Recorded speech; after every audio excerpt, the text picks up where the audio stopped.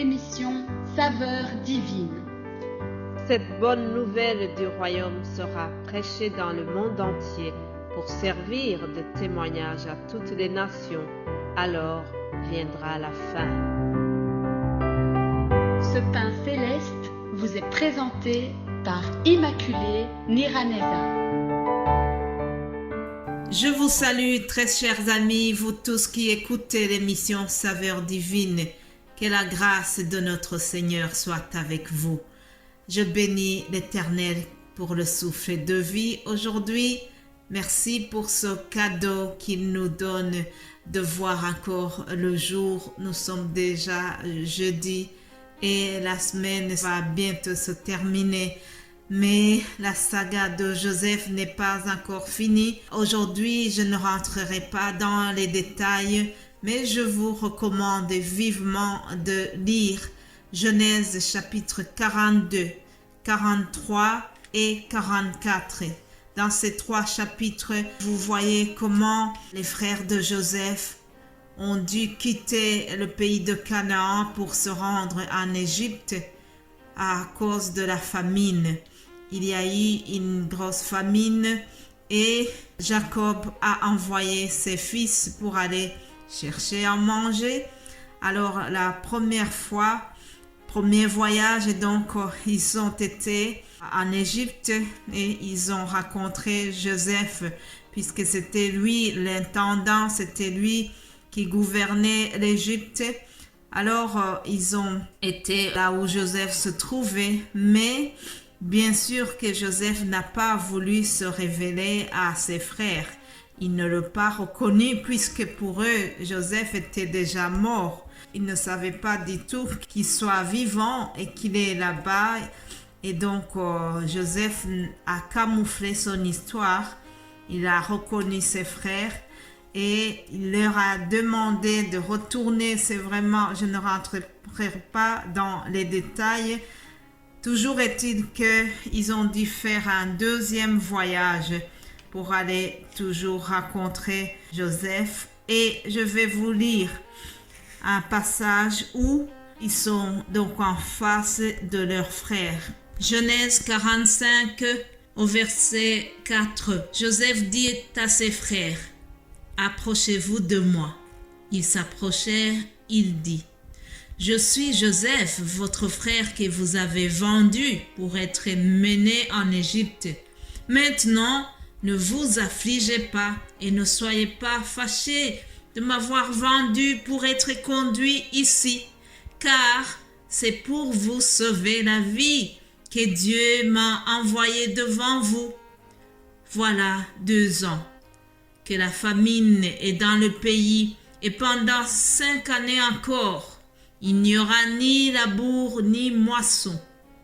Dieu m'a envoyé devant vous pour vous faire subsister dans le pays et pour vous faire vivre par une grande délivrance. Alléluia.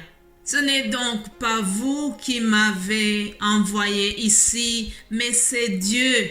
Il m'a établi père de Pharaon, maître de toute sa maison et gouverneur de tout le pays. Alléluia. Rappelez-vous, chers amis, nous sommes sur ce thème qui dit que rien ne peut empêcher le plan de Dieu pour notre vie.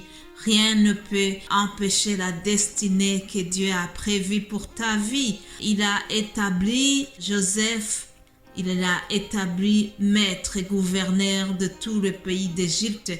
Après être jeté dans une citerne, après avoir subi l'emprisonnement, tout ce cheminement visait l'accomplissement de ce que Dieu avait dit sur sa vie. Je vais t'encourager aussi que si tu traverses par des périodes difficiles, si tu as l'impression que tu es au fond du gouffre, comme Joseph l'a vécu, n'aie pas peur, ne sois pas dans la crainte. Dieu est au contrôle, Dieu veille et il va absolument faire aboutir ce qu'il a prévu pour ta vie. Mais bien-aimés de Dieu, retenez aussi que la faveur de Dieu a accompagné Joseph partout où il était.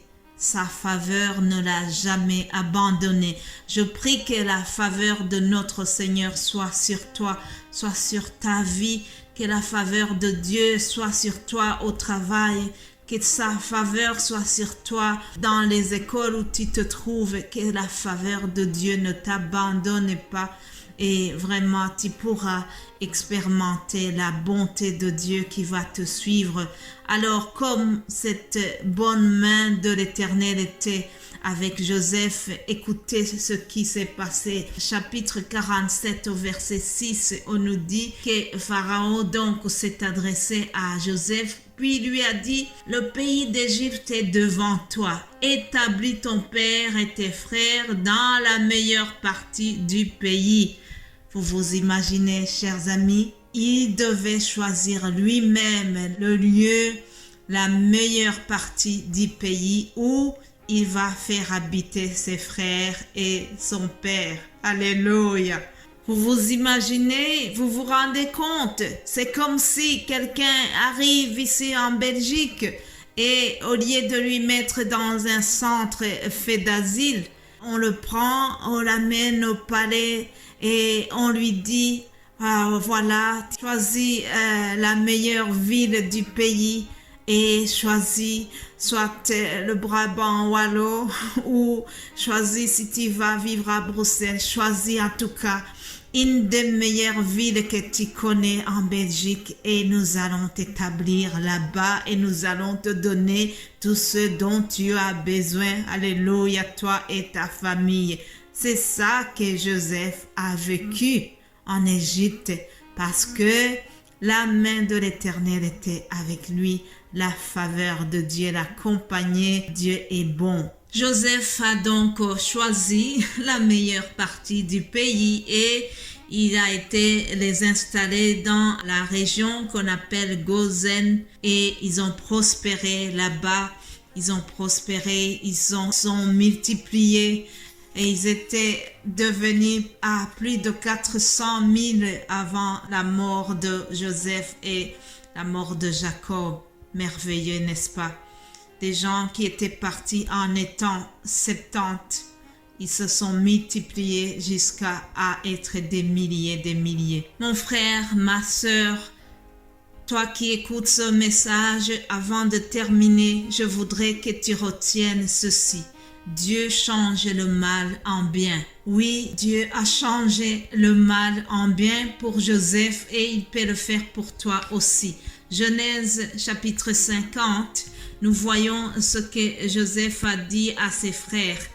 Il a dit: soyez sans crainte, car suis-je à la place de Dieu? Vous aviez médité de me faire du mal, Dieu l'a changé en bien pour accomplir ce qui arrive aujourd'hui, pour sauver la vie à un peuple nombreux. Alléluia.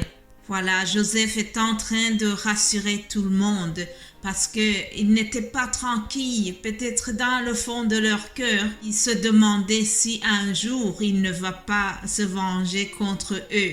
Mais Joseph, parce qu'il était animé d'un esprit de Dieu, un esprit d'amour, il les a rassurés et il leur a dit: ne vous inquiétez pas, Dieu a changé le mal que vous m'avez fait en bien. Alléluia. Notre Dieu change le mal en bien.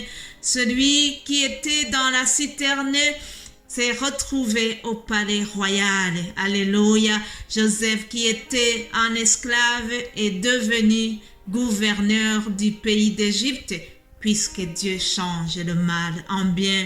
Il l'a fait pour Joseph et il l'a fait pour toi, il le fera pour moi aussi. Il l'a déjà fait, je l'ai expérimenté. Nous devons continuer à croire en Dieu parce que c'est un Dieu d'amour, c'est un Dieu qui veille sur sa parole pour l'accomplir. C'est un Dieu qui change le mal en bien. Soyez bénis au nom de Jésus-Christ. Alléluia. Amen.